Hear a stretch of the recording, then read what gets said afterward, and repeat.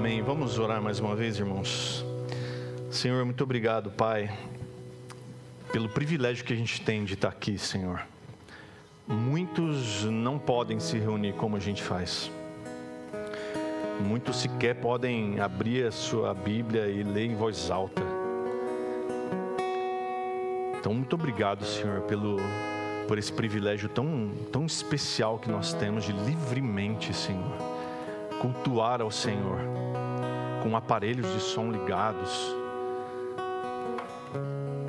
Obrigado, Deus, porque nós ainda temos essa liberdade. Deus, que em nome de Jesus, Deus, nessa manhã, o Senhor nos ensine, Pai, o que de fato é uma comunidade cristã. Que isso penetre no nosso coração, Deus. Assim como nós vimos na semana passada, que a palavra fira o nosso coração, ao ponto de sentirmos o coração compungido, o coração comovido, ferido, ao ponto de perguntarmos uns para os outros o que a gente faz agora com essa palavra. Deus, faz isso, Pai, no meio do Teu povo. Reaviva-nos, Deus, em nome de Jesus. O povo ao nosso redor necessita disso. Parece que o mundo anda tão mais violento, tão mais caído. Nós já sabíamos que ia ser assim. Mas, Pai, em nome de Jesus, reaviva o Seu povo, para que Seu povo seja sal e luz, assim como o Senhor quer que sejamos. Para isso a gente precisa ser reavivado. Faz isso essa manhã, Deus, em nome de Jesus. Não nos deixa sair por aquela porta, Senhor, sem sermos tocados por Ti, sem sermos transformados pela Tua palavra, sem sermos reavivados, reanimados, revigorados para a glória do Senhor. Em nome de Jesus que nós oramos. Amém, Senhor. Amém. Amém, queridos. A gente continua na mensagem. A mensagem ela já começou na ceia, faz parte do sermão de hoje. E eu queria ler com você então Atos capítulo 2, dos versos 42 a 47. E acho que algumas pessoas que devem até saber de cor esse texto, porque talvez é um dos mais conhecidos a respeito da igreja primitiva, se não o mais conhecido. Então, Atos capítulo 2, versos 42 a 47 diz assim: E perseveravam na doutrina dos apóstolos e na comunhão, no partir do pão e nas orações. Em cada alma havia temor, e muitos prodígios e sinais eram feitos por meio dos apóstolos. Todos os que criam estavam juntos e tinham tudo em comum. Vendiam as suas propriedades e bens, distribuindo o produto entre todos, à medida que alguém tinha necessidade. Diariamente perseveravam unânimes no templo, partiam o pão de casa em casa e tomavam as suas refeições com alegria e singeleza de coração, louvando a Deus e contando com a simpatia de todo o povo. Enquanto isso, o Senhor lhes acrescentava dia a dia os que iam sendo salvos. Então, como eu disse na semana passada, a gente viu como que Deus avivou esse povo, né? No dia de Pentecostes, a gente conhece o relato. Veio um som, um vento naquele lugar onde estavam reunidas aquelas pessoas. O texto nos diz que eram 120. Paulo vai dizer mais tarde que eram 500 irmãos quando viram Jesus subindo e dando a instrução de que ficasse em Jerusalém. Então a gente percebe que dos 500, 120 perseveraram. E da Páscoa até o dia de Pentecostes é aproximadamente 10 dias. Então foram 10 dias de reunião de oração ali. 10 dias em que esses irmãos ficaram o tempo todo ali, esperando essa promessa de Jesus, de que viria poder para capacitá-los a serem testemunhas. E o Espírito de fato vem, se derrama sobre eles, há um estrondo, e esse estrondo atrai pessoas que estavam reunidas ali para a festa de Pentecostes, gente de várias nacionalidades e línguas diferentes. Eles vão para aquele lugar e levanta Pedro. Talvez dos apóstolos, dos discípulos ali, o mais improvável para levantar e pregar, trazer um sermão bem elaborado sobre quem era Jesus e o seu papel. Mas é Pedro quem se levanta. E Pedro prega. Imagino que essa pregação não foi curtinha, não foi meia horinha, 50 minutinhos, como a gente faz aqui.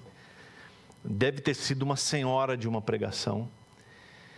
E o texto nos diz que as pessoas, ao ouvirem aquilo, ficaram com o coração partido. Essa é a ideia do compungiram-se o coração, ou ficaram comovidos. Eles ficaram com o coração partido, quebrado, de ouvir aquela palavra. E aí eles perguntavam para os apóstolos: o que a gente faz agora?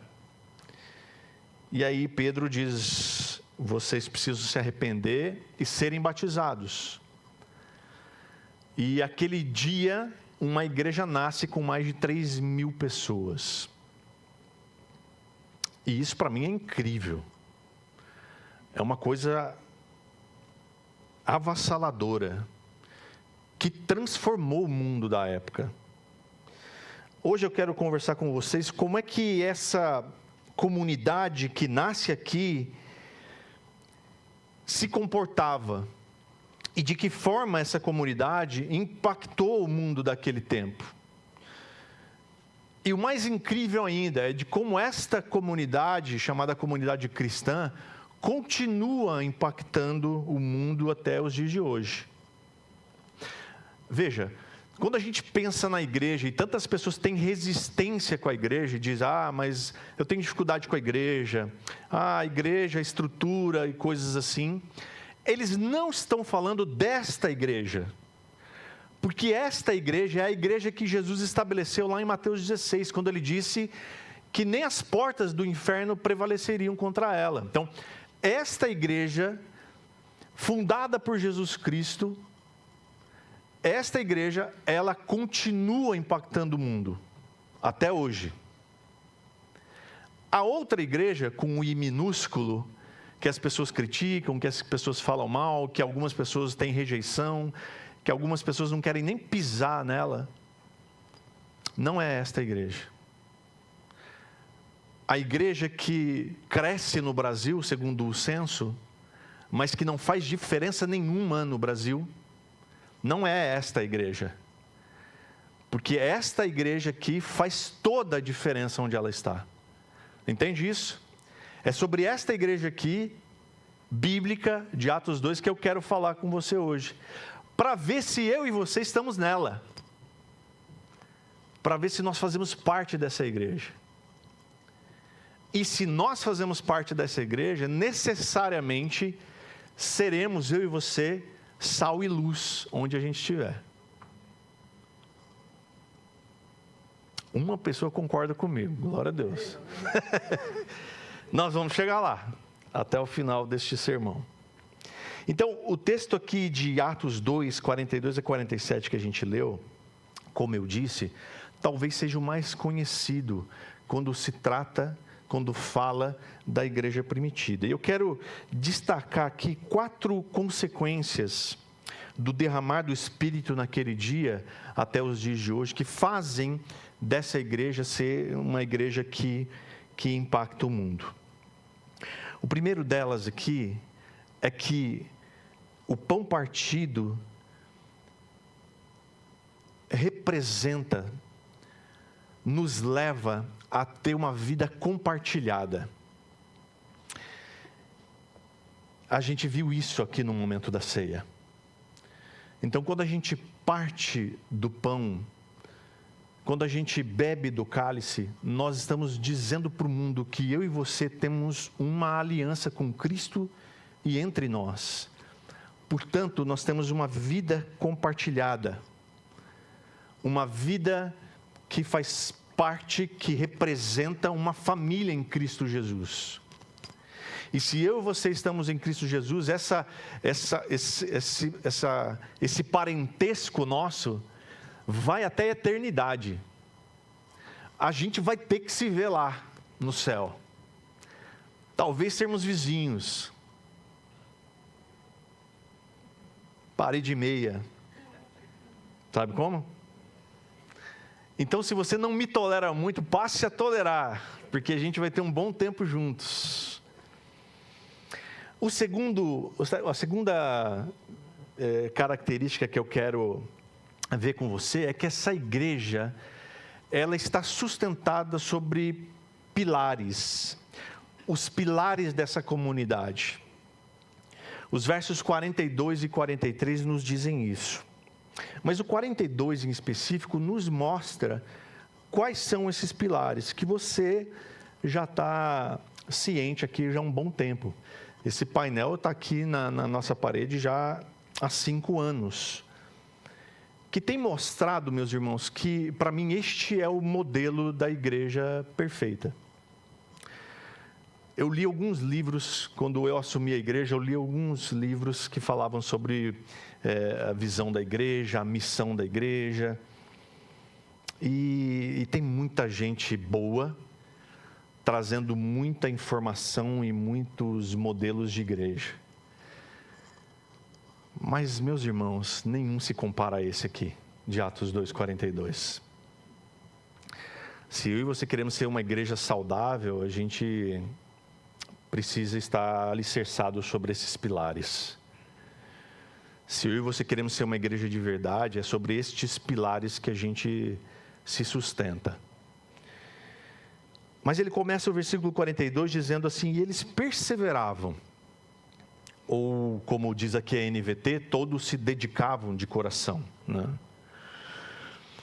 O Pentecostes já tinha acabado de acontecer ali, muitas pessoas haviam se convertido, muitas pessoas haviam sido batizadas, e agora essa nova comunidade, ela vivia como um corpo unido. Imagina só uma igreja recém-inaugurada com mais de 3.000 pessoas.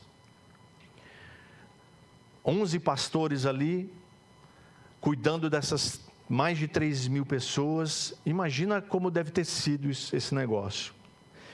A igreja não nasceu como uma organização, como uma estrutura. Ela não tinha um CNPJ.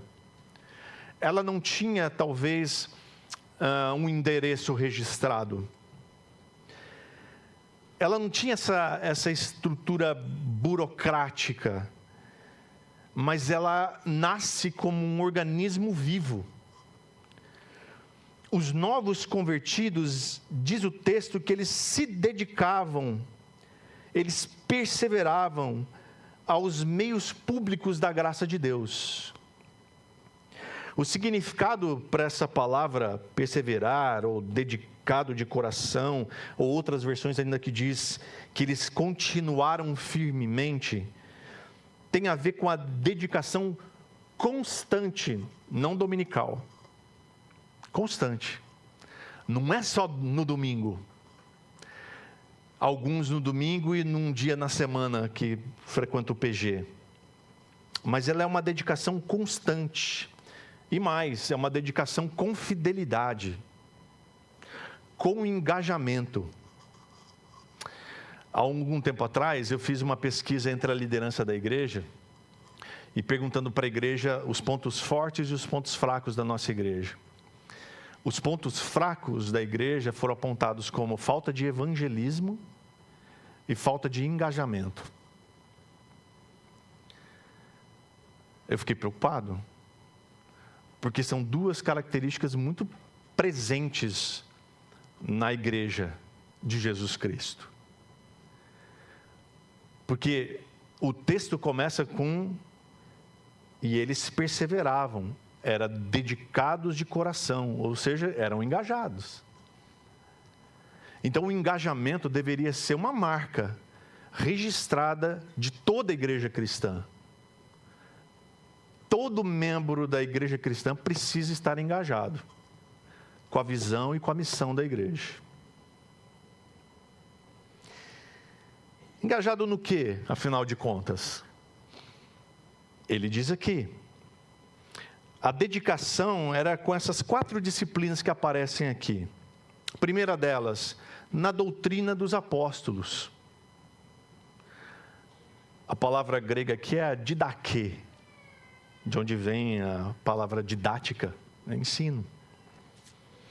Era a dedicação ao ensino, e não só ao ensino, mas à aprendizagem também da palavra de Deus.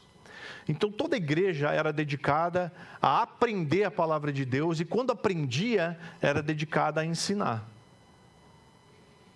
O ensino, ele se concentrava na proclamação de Cristo, não de outras coisas, mas daquilo que realmente interessa, que é Cristo, nosso Senhor Jesus Cristo, nosso Senhor. Ficou até bom, né? Cristo, nosso Senhor Jesus Cristo, que é para enfatizar mesmo. Este deve ser o ensino, esse deve ser o nosso aprendizado. E esse ensino desses irmãos aqui, eles se apoiavam nos testemunhos daqueles que andaram com Cristo e nas profecias do Antigo Testamento.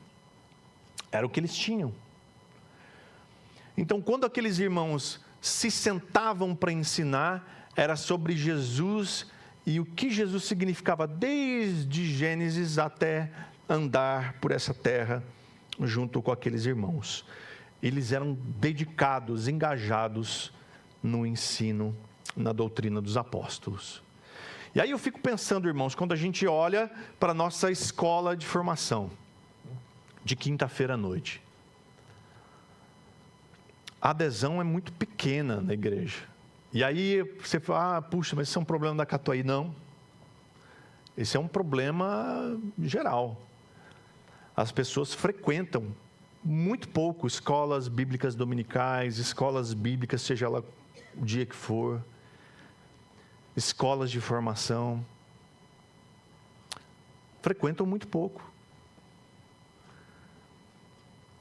Puxa, então, espera aí, já começamos a pipocar aqui já no primeiro pilar, né?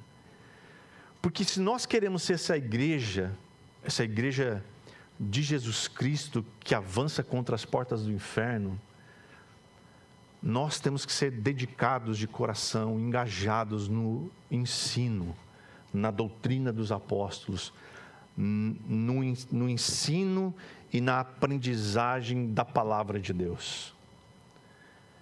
A nossa escola bíblica deveria estar lotada toda quinta-feira. Toda quinta-feira. E sabe, a gente tem uma tentação. A Vera está aí? Está, a Vera. A Vera que coordena a nossa escola. A tentação é, o que a gente faz para atrair as pessoas? E Deus nos livre disso. Porque o dia que a gente parar para pensar em algo, para atrair as pessoas, aí a gente corre um sério risco de fugir daquilo que é essencial. Porque o que deveria atrair as pessoas era simplesmente o ensino da palavra de Deus. Eu quero isso. Eu quero aprender mais de Deus. Eu quero aprender a palavra de Deus. Ah, mas quinta-feira é muito ruim, pastor. Se a gente mudar para o domingo, vai ser ruim também, acredite em mim. As pessoas vão encontrar dificuldade para vir um pouquinho mais cedo no culto. Então, o problema não é o dia. E é interessante porque quando a gente pensou em começar a escola, a gente fez uma pesquisa. Empatou todos os dias da semana, empatou. Então, o problema não é o dia. O problema é a gente se engajar. É a gente ser dedicado de coração. É a gente perseverar. A segunda coisa aqui é comunhão. A koinonia. Essa palavra todo mundo conhece do grego. Koinonia. tinha até, não sei se tem ainda, grupo musical, né? Tem ainda? Olha, então, perseverantes, são antigos.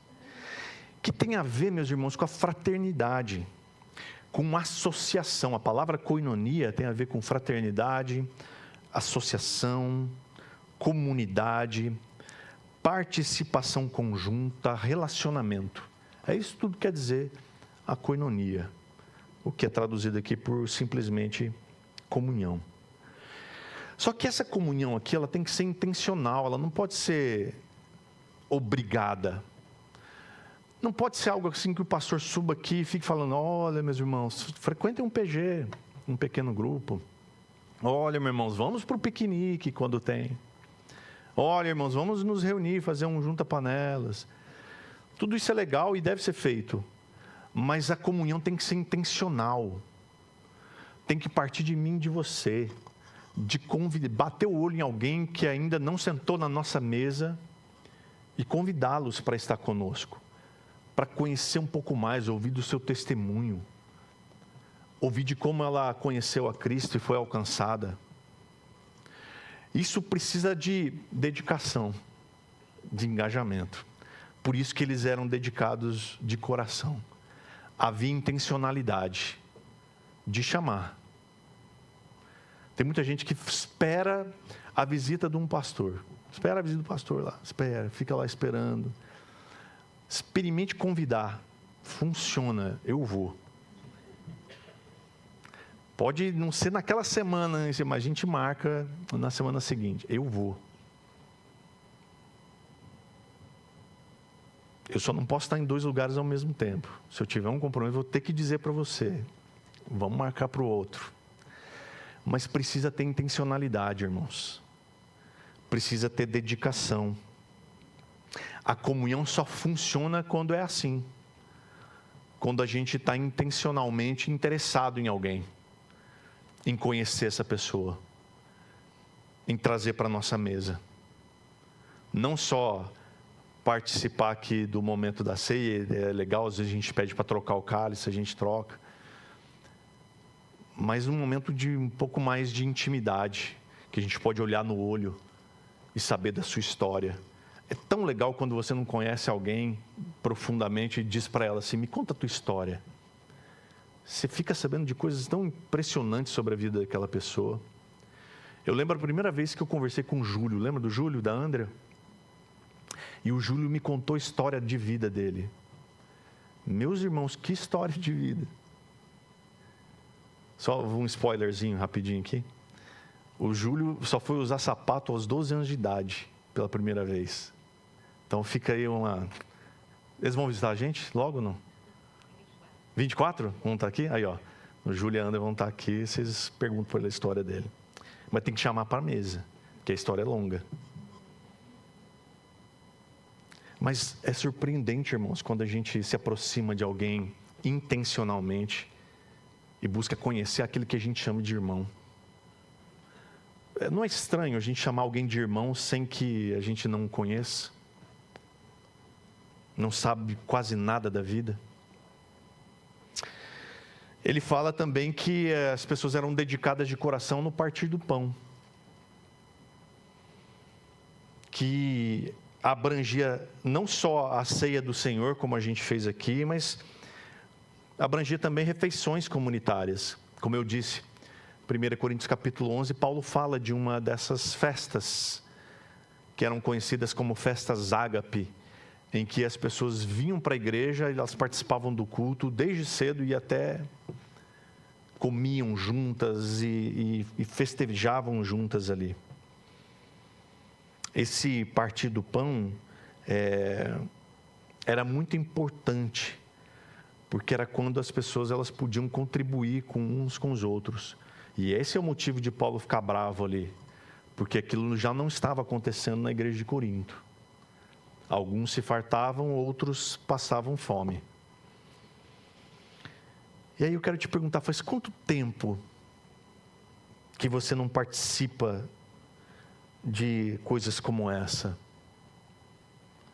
De momentos de comunhão, de momentos de partir o pão, de comer junto, com alguém? Faz quanto tempo que você não chama alguém para sua casa, alguém que você ainda não conhece? Alguém com quem você ainda não teve nenhum tipo de relacionamento? E por fim aqui, ele fala que eles também eram dedicados de coração nas orações. Eram reuniões de orações que a igreja primitiva se dedicava para estar presente. Eram reuniões que aconteciam tanto nas casas quanto no templo. Os irmãos gostavam de estar junto para orar. Eles viam a necessidade de orar juntos, de interceder uns pelos outros, de participar desse momento de comunhão na oração. Eles eram engajados nisso.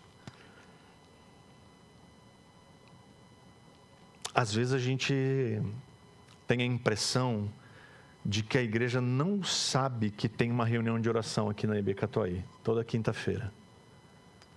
Então eu quero te dizer hoje aqui, toda quinta-feira às 19 horas tem uma reunião de oração. Quanto tempo faz que você não participa da reunião de oração? Você já participou da reunião de oração?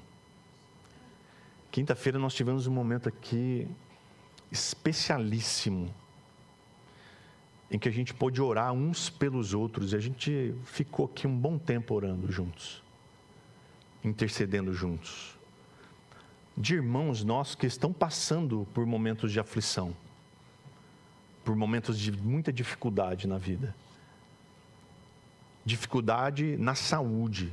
A gente pôde orar por eles aqui, juntos.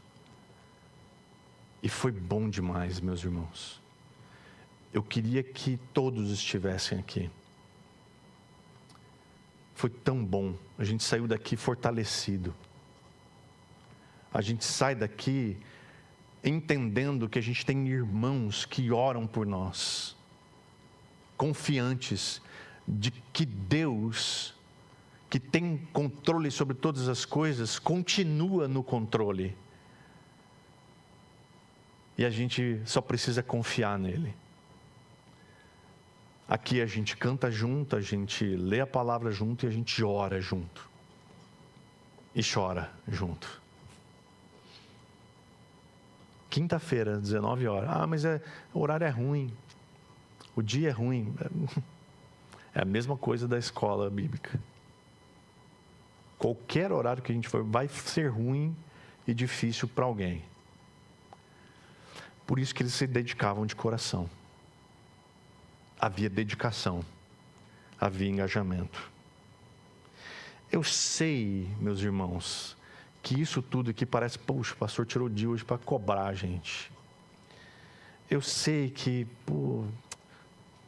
traz um certo peso, sabe? Mas eu sei também o quanto isso é bom para a vida da igreja. Sabe quando o pai dá aquela bronca no filho, às vezes dá até umas palmadinhas nele, e fala assim, isso aqui vai ser bom para você. Dói mais em mim do que em você. Porque o pai sabe de verdade o que é bom para o seu filho. Quando ele diz para o filho, não ponha a mão na tomada, ele sabe que aquilo dói. Então, irmãos, em nome de Jesus, entenda que o que eu estou dizendo aqui não é de mim, mas é aquilo que a igreja primitiva vivia. Era onde a igreja estava sustentada, sobre esses pilares. Não sou eu que inventei esse negócio aqui. Eu lembro um dia que eu pedi para os irmãos, falou, olha irmãos, nós temos que discipular, a gente precisa ter na cultura da igreja o discipulado. Aí eu ouvi alguém dizer assim, o pastor quer que tenha discipulado. Falei, não é o pastor, é outra pessoa, mais poderosa do que eu, se chama Jesus Cristo. Foi Ele quem disse que a gente deve ir pelo mundo aí e fazer discípulo. Então veja, não sou eu quem estou dizendo, É a palavra de Deus, diz que eu e você temos que ser igreja nesses moldes,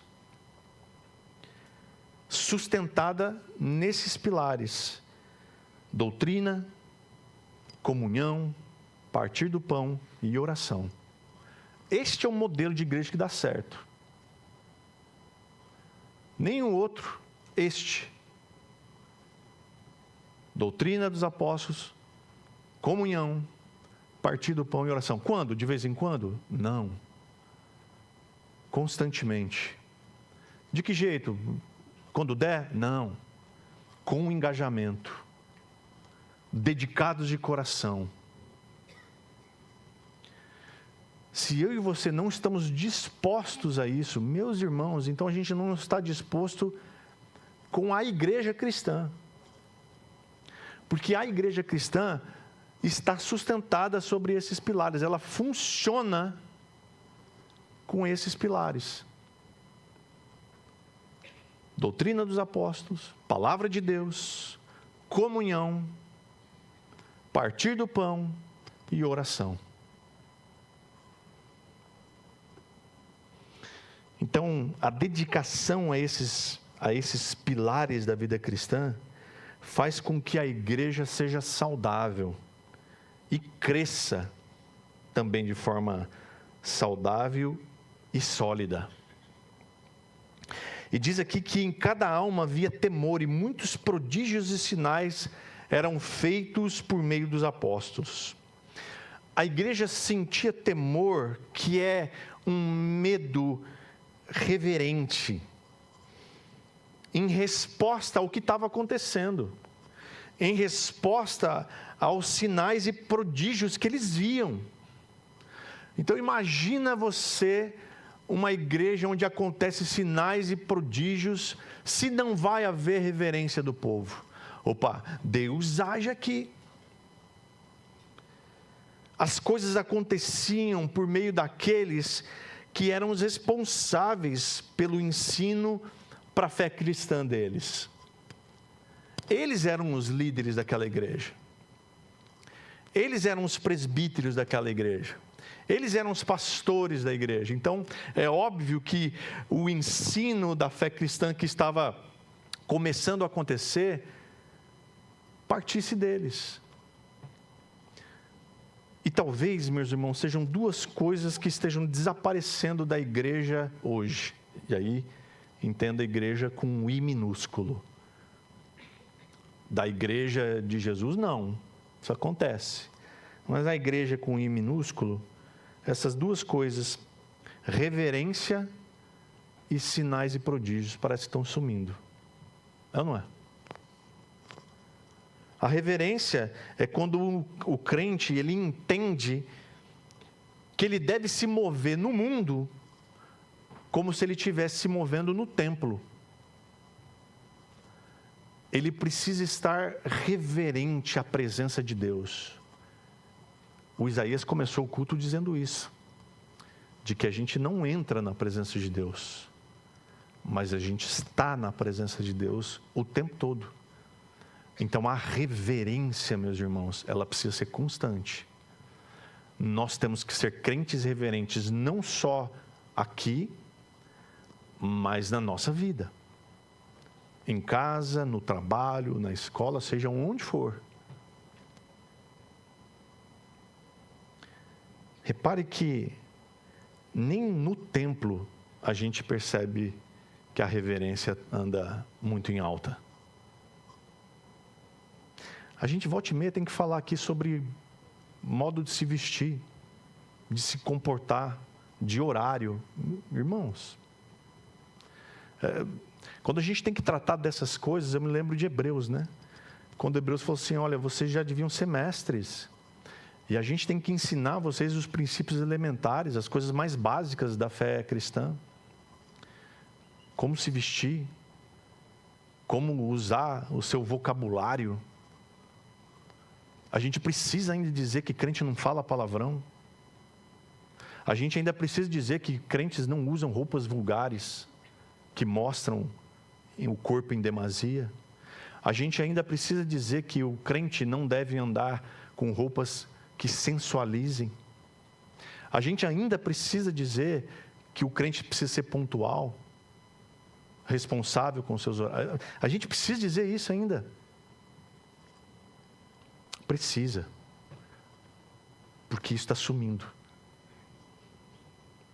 E os sinais e milagres são tratados como se Deus só privilegiasse aquele povo naquela época.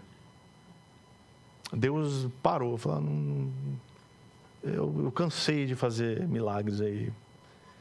Vocês se virem aí, quando vocês morrerem, vocês vão ganhar um corpo novo, então esperem.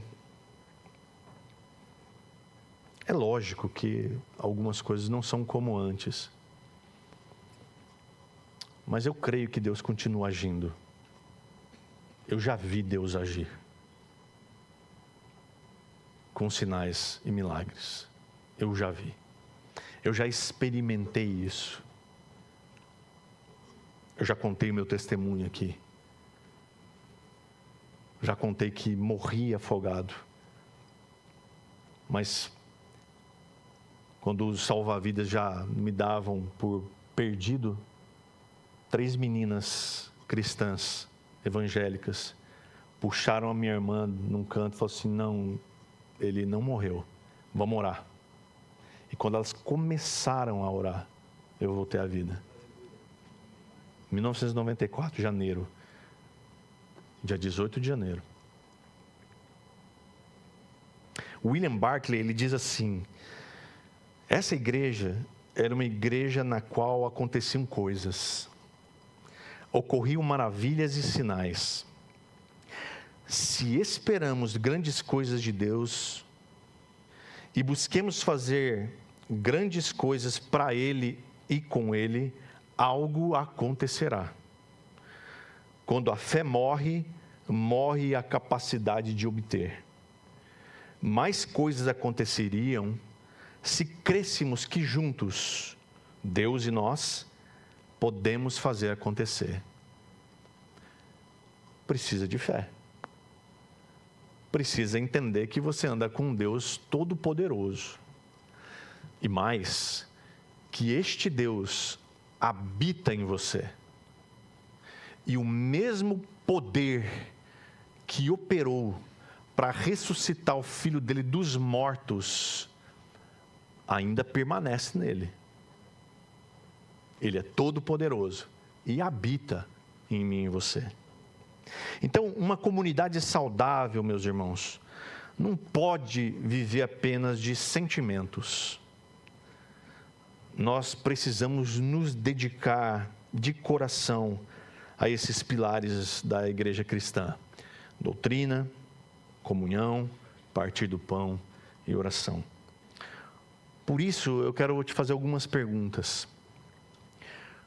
Como é que está o seu engajamento com esses pilares na igreja na qual Deus te plantou?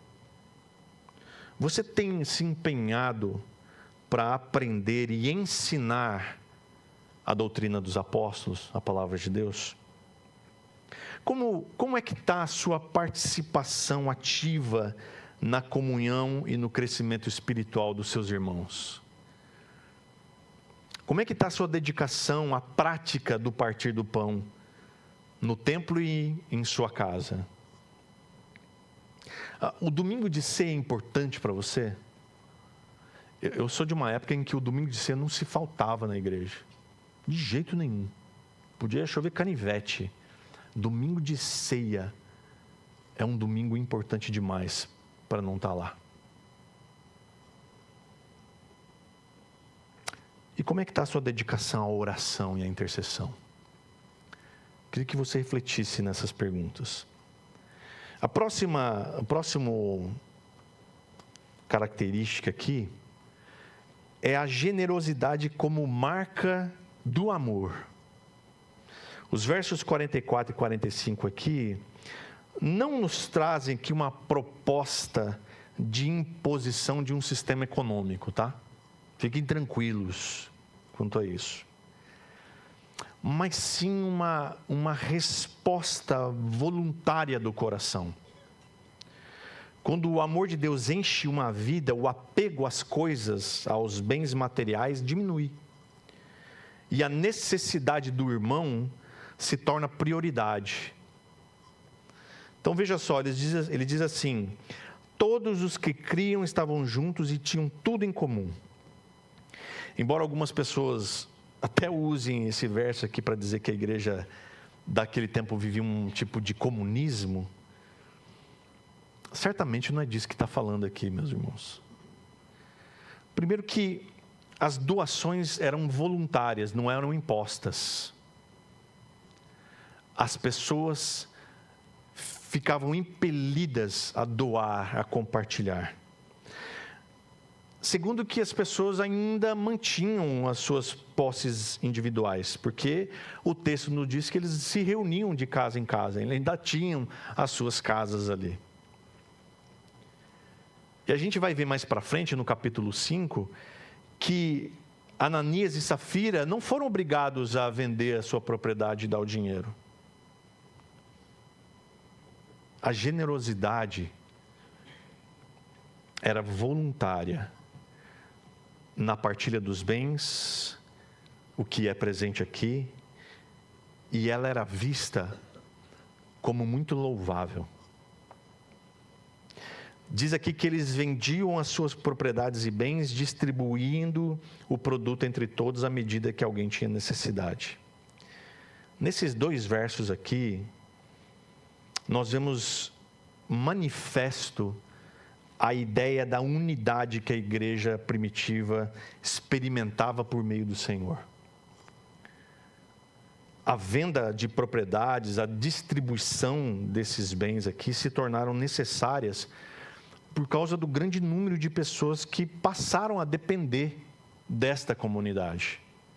Você se lembra que quando alguém, naquela época, naquela cultura, naquela situação, quando alguém se convertia ao cristianismo, ele provavelmente era abandonado da sua família. Ele perdia o convívio com a sua família. Então, provavelmente, muitas pessoas ficaram com uma mão na frente e outra atrás. E necessitaram da ajuda dessa comunidade. Mas também é provável que essa prática aqui, desta maneira, tenha sido por pouco tempo, porque a gente não vê isso mais à frente, nas cartas de Paulo, acontecendo. Mas sobre a generosidade entre os irmãos, a gente pode ir para 2 Coríntios capítulo 8, dos versos 9 a 15, que ele diz uma coisa muito importante sobre isso. 2 Coríntios capítulo 8, de 9 a 15. Diz assim: pois vocês conhecem a graça do nosso Senhor Jesus Cristo, que sendo rico, se fez pobre por amor de vocês, para que por meio da pobreza dele, vocês se tornassem ricos. E nisto dou a minha opinião.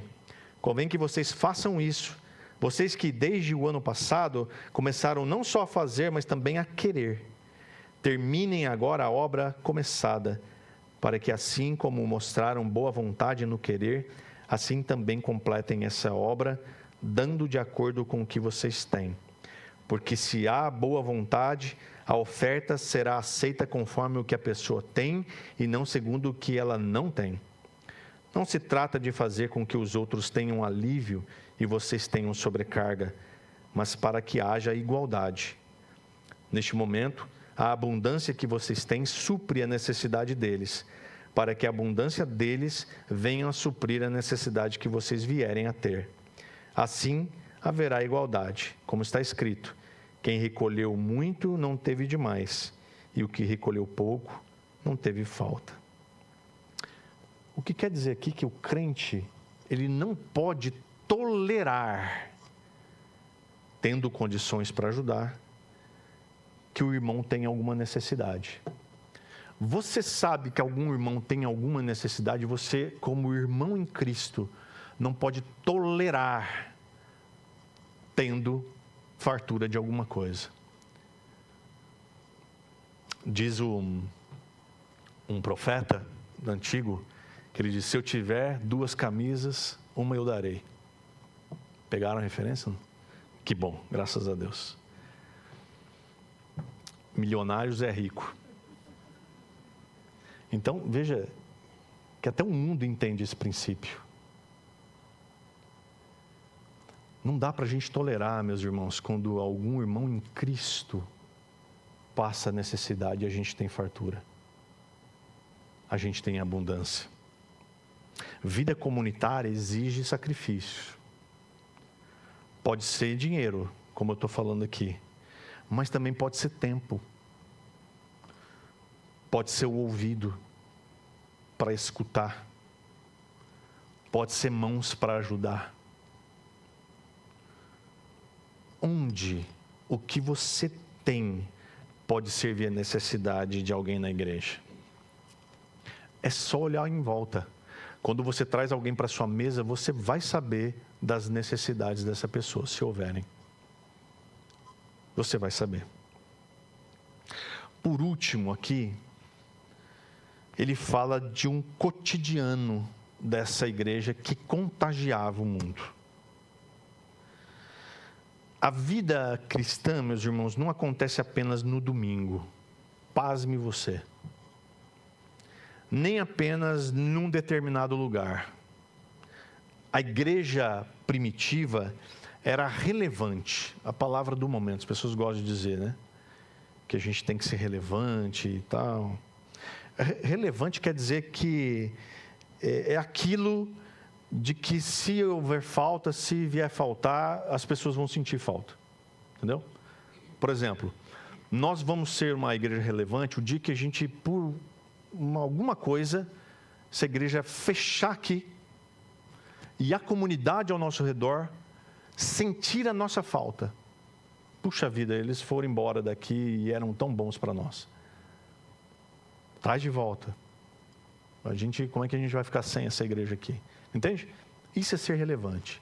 Relevante é quando você faz falta para alguém ou para algum lugar. Então, a alegria deles, dessa igreja, era tão real que os vizinhos, ou seja, o povo, admiravam o que eles viviam. Diz o texto que diariamente perseveravam unânimes no templo. Esse diariamente aqui, meus irmãos, me pega. Porque vir ao culto no domingo já é um peso para algumas pessoas. Imagina diariamente. Isso quer dizer que todos os dias eles estavam presentes no templo. Todo dia. Eles partiam pão de casa em casa e tomavam suas refeições com alegria e singeleza de coração. As reuniões eram diárias. Não só no templo, era também nas casas. Eles não se contentavam em ficar juntos no templo.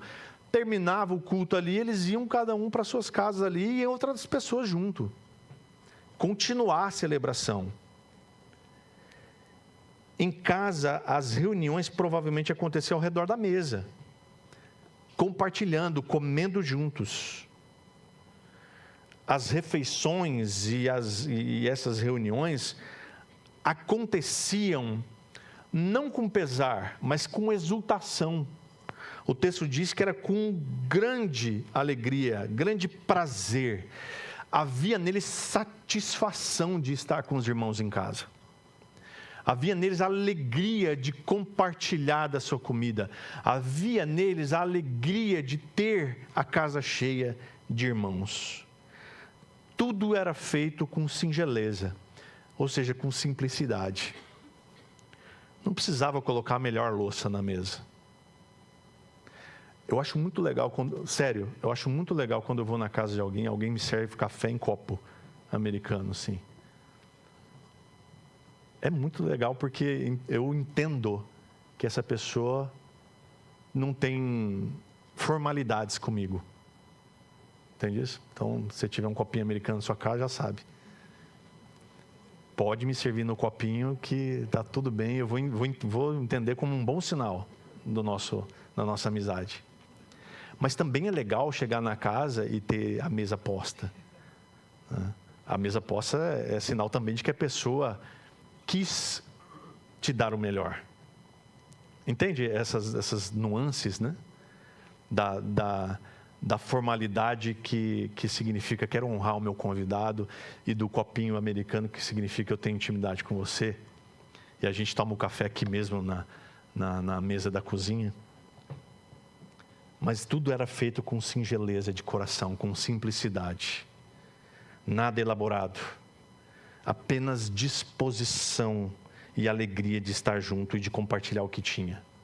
Assim funcionava a igreja. Louvando a Deus e contando com a simpatia de todo o povo. Uma das características do verdadeiro avivamento é o desejo das pessoas ficar bastante tempo em adoração. Elas não ligam para o horário. Pouco importa se o culto termina 11h30 ou 11h45. Eu quero ver o final desse sermão aí. Eu quero estar junto. Vai que tem uma música no final. Eu quero ver que música é essa, eu quero cantar junto com a igreja. O almoço vai atrasar? Vai, mas não importa, porque estar com a igreja é bom demais. Sonho, né? Tipo assim, estou vendo alguns rostinhos, vai sonhando, pastor. Mas de fato, irmãos, isso é um sonho. Mas a igreja acontecia assim. As pessoas amavam estar juntas, eles louvavam a Deus e contavam com a simpatia de todo o povo. Eles contavam com essa simpatia do povo, porque se cumpre aqui, meus irmãos, presta bem atenção nisso, o que Jesus disse em João capítulo 13, 25. Lá, no momento da ceia, Jesus disse para os discípulos a seguinte coisa aqui, 13, 25. Nisto, todos conhecerão que vocês são meus discípulos, se tiverem amor uns pelos outros. Como é que a comunidade ao nosso redor vai saber que eu e você somos discípulos de Cristo? Na forma de eu e você se tratar. É no amor que eu demonstrar por você e você por mim. É no amor com que a gente se relaciona.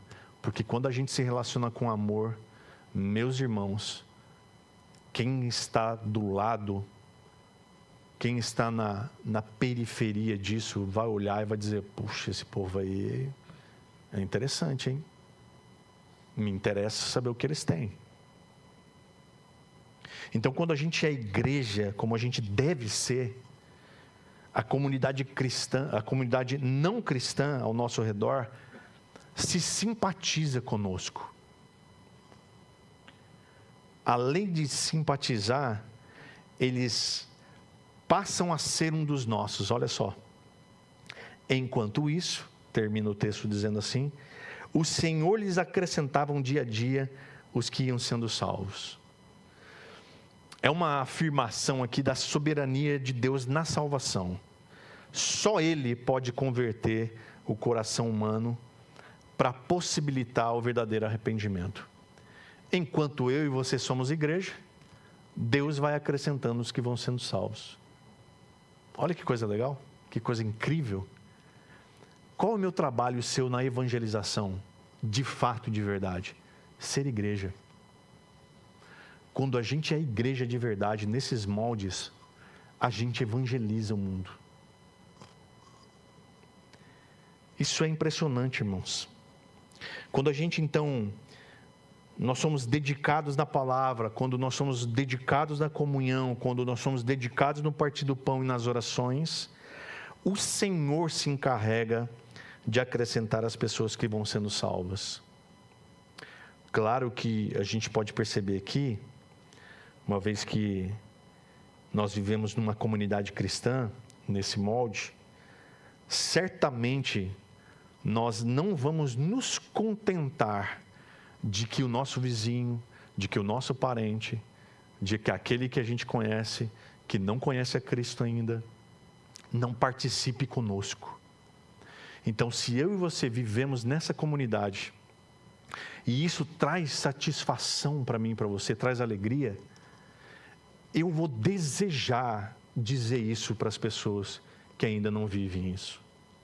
Eu vou desejar dizer para essa pessoa, olha, você tem que vir comigo, porque é bom demais.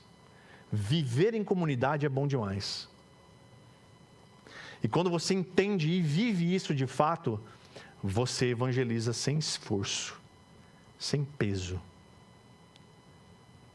Você leva o evangelho porque você vai desejar que essa pessoa viva o mesmo que você vive. Mas veja que o acréscimo de pessoas a essa comunidade não é fruto de ações de evangelismo, não é entrega de panfleto, não é faixa no semáforo. Tudo isso vale, é legal. Não é programas agendados na igreja, mas de uma vida cristã vivida de verdade. Quando eu e você vivemos uma vida cristã de verdade, o evangelismo se torna natural. Você vai se pegar evangelizando nas situações mais inusitadas. Eu já contei para vocês de um pastor amigo meu, que um dia a gente estava na padaria, talvez muitos ainda não ouviram esse testemunho. Estava eu e ele tomando um cafezinho, ele levantou da mesa, foi para o balcão, e aí ele viu que tinha uma variedade de pães assim na vitrine. Ele perguntou para a moça, falou assim, esses pães aqui que você tem? Aí ela começou a falar dos pães. Ele perguntou, e esse pão? Esse pão é assim, assim, assado. Aí chegou num pão, ela falou assim, este pão aqui é a especialidade da casa, é o melhor pão que tem nessa vitrine. E aí ele soltou assim, falou assim, é porque você não conhece o melhor dos pães. Você já ouviu falar no pão da vida? Aí ele falou assim, pão da vida? Não. E ele falou de Cristo ali, no balcão da padaria. Por quê? Porque esse homem é um homem cheio do Espírito Santo. Um homem que entende o que é viver em comunidade. Um homem que entende o seu papel nesse mundo. E o seu papel nesse mundo não é ir na padaria, comer pão e tomar café, mas é ser sal e luz. Amém, irmãos? Hoje a gente pôde então constatar aqui que a palavra e a oração nos sustentam e nos levam a amar a Deus. Então, quando eu tenho contato com a palavra de Deus e quando eu oro, quando eu intercedo, eu sou levado a amar a Deus.